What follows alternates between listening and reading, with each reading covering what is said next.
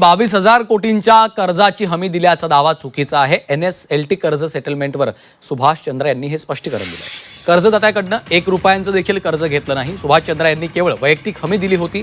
सर्व माध्यमांनी योग्य तथ्य समोर ठेवावीत। डॉक्टर चंद्रा यांच्या विरुद्ध कर्जदात्यांचा केवळ 3,992 कोटींच्या वैयक्तिक हमीचा दावा, यापैकी 620 कोटींचा दावा निकाली काढण्यात आलाय। कर्जदात्यांना आणखी 1,063 कोटींच्या सेटलमेंटचा प्रस्ताव देण्यात आलेला आहे।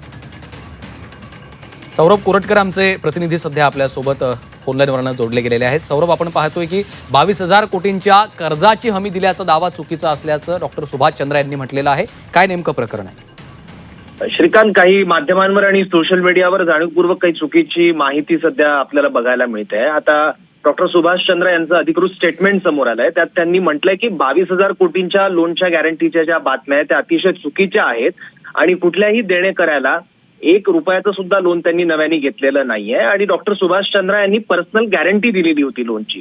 त्यामुळे डॉक्टर सुभाष चंद्र यांना देणेकऱ्यांचे 3,992 कोटी आता देणं आहेत आणि ते पर्सनल गॅरंटीचा क्लेम आहे तितका 3,992 कोटी आणि यापैकी 620 कोटींचा क्लेम आतापर्यंत सेटल झालाय।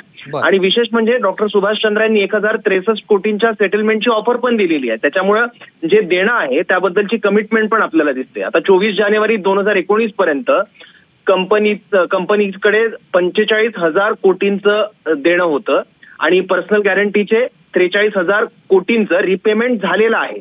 म्हणजे 45,000 कोटींचं देणं होतं, त्यापैकी 43,000 कोटी आतापर्यंत दिलेले आहेत।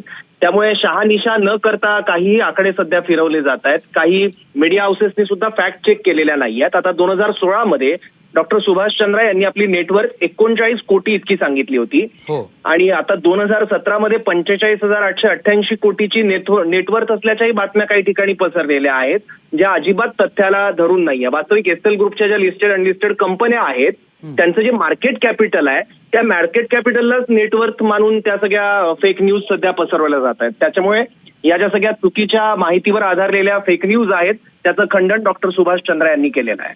निश्चितच। धन्यवाद सौरभ या सविस्तर माहितीसाठी।